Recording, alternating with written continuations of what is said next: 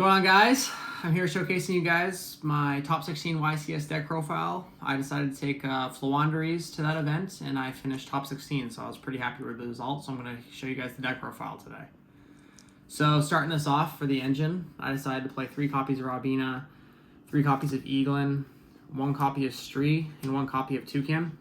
This is a pretty standard lineup. A lot of people tend to play 2 Stree, but I personally opted for 1 because it's not a starter by itself. You really need map to play with it.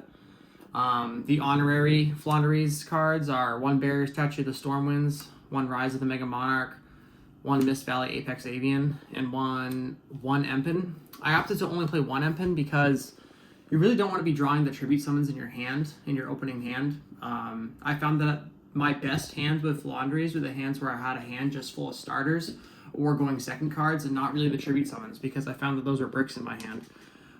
So I really only wanted like Robina or Eaglin in my hand, plus map, and a bunch of other going second cards in my hand, not the tribute summons. That's why I opted to play only 1, just because I didn't want to draw it. And I really felt like if you were just simply tribute summoning Empen, you were winning most of those games anyways, and you really didn't need the second one to close up the duel.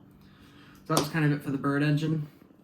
And then pretty standard, but 3 Pot of Prosperity. Something that's not so standard is I played 2 copies of Pot of Extravagance. Then I also played 3 copies of Pot of Duality. I felt like the main weakness of Floowandereeze was consistency, and going into an event that was 12, 13 rounds, I really felt like variance could get the best of you if you did deck build properly. So I decided to play 8 pots because the 2 additional copies of Extravagance give you a 51% chance to draw at least one of these cards out of these 5, and only a 10% chance to draw multiples out of these 5. And even when you drew multiples, all you had to do was look at your hand. If your hand could combo, you would fire off the Extravagance and you draw the extra card that was dead anyways from drawing the dead Prosperity. If your hand couldn't combo, what you would do is you would use Prosperity, excavate 6, and then get to the combo piece that you really needed. And then Duality doesn't conflict with either one of them, so this is obviously a staple 3 of. But yeah, that's why I decided to play the 8 pots instead of the standard 6. So moving on to the Floowandereeze engine. 3 copies of Map, and 3 copies of Advent and Venture, and 1 copy of Dreaming Town. This is pretty standard. I wouldn't really deviate too much from these ratios. The 3, 3, and 1 ratio is pretty standard. The one thing that's not standard is that I'm not playing the continuous spell Unexplored Winds.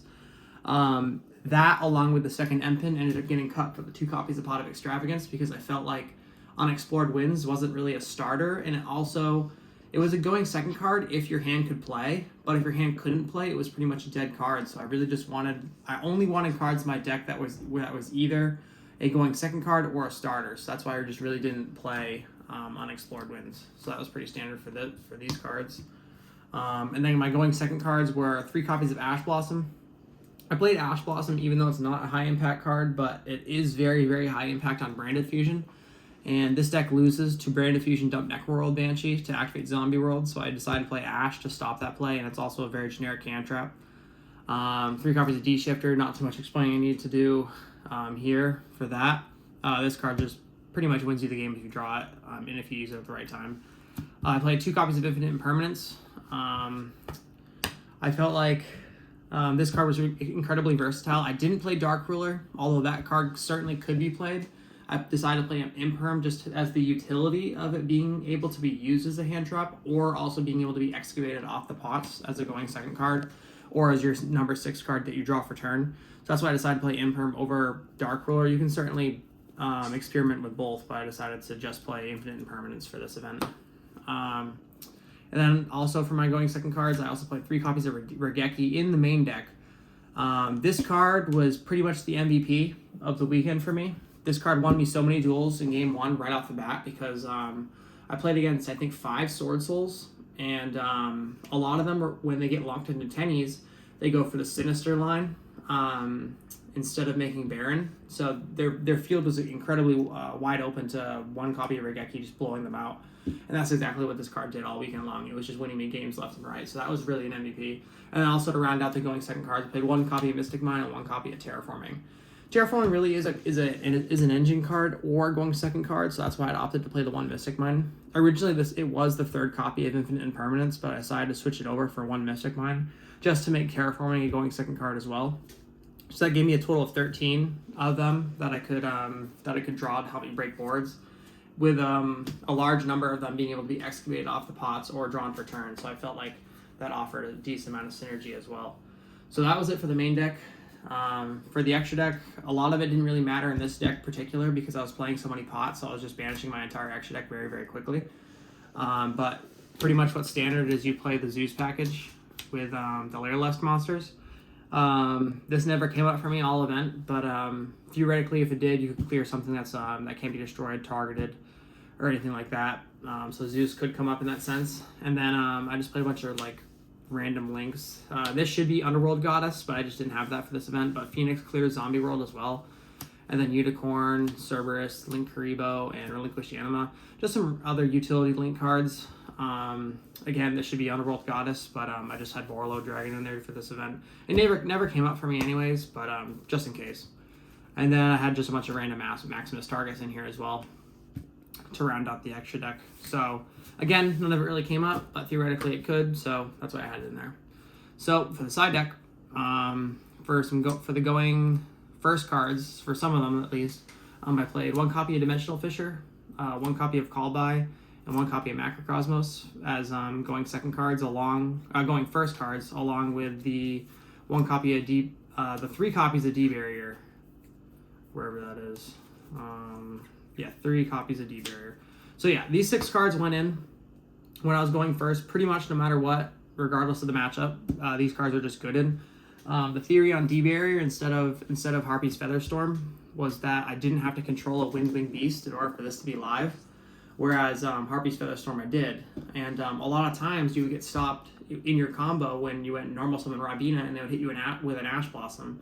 And Rabina's a water, so in that sense, Featherstorm would be dead. And D-Barrier would do effectively the same thing against the top decks right now. They just skip their turn, and so does Featherstorm. So I figured, why not play the card that doesn't lose to you not drawing a Winged Beast, whereas this card effectively would just skip their turn anyways without having that activation condition on it.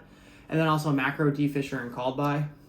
The Called By just hits Droll and any other hand trap, so that's why that's kind of a you must play. D-Fisher also hits Droll because Droll has to be sent to the graveyard to be able to be activated. So I had 2 cards kind of helping me against Droll and Lockbird.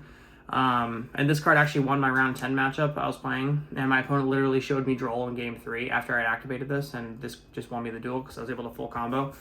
And then also D-Fisher is also an amazing floodgate. So even if they don't have Droll, this just sticks on the board as an amazing floodgate that they have to deal with. And then Macrocosmos, this card was also an amazing floodgate for me, but it played around droplets being held for my normal summon effect. So a lot of players I found were holding the Forbidden Droplet until I flipped up Dreaming Town to negate my Empin, my normal summon effect, and my Barrier Statue, all with just 1 card. So I figured that playing Macrocosmos would help me there in that sense, if they were holding it rather than shotgunning it. And it also provided an insane floodgate for me. If I got hand trapped or if I bricked or anything along those lines, this card could really hold down the fort for me while I had to draw into my engine.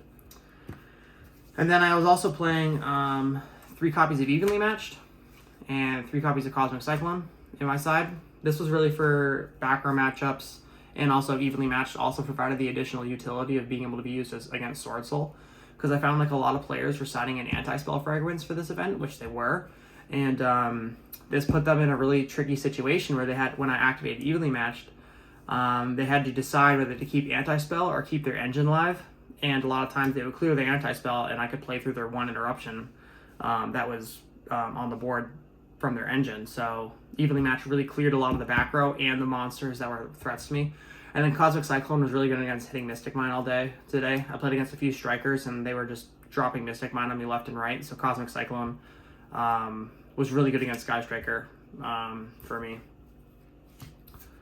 So that's those. And then the remaining 3 cards in my side deck were 3 copies of Retaliating Sea. This card was also sided specifically for Despia to change to their Branded Fusion. So the theory was that they're going to go activate Branded Fusion and dump Necroworld Banshee from their deck to the grave to be able to activate Zombie World. So I could chain Retaliating Sea to the Branded Fusion so that their Necroworld Banshee would get banished and Zombie World wouldn't be able to come out. So that was the theory on this card, and it was essentially just a Macrocosmos on the field against any deck that activated a spell that included an effective special summon. You just summon this, and then it's a Macrocosmos. And then another cool thing is that this makes Eaglin a starter going second, because you could normal summon Eaglin, search Empin, tribute off the Retaliating Sea and Eaglin to summon Empin. And so it's kind of another double-edged sword card that I really felt was really strong for me to be playing. So yeah, that kind of rounds up the deck for me. I finished 9 wins and 2 losses in Swiss. My only losses in Swiss were to Sky Striker and Drytron.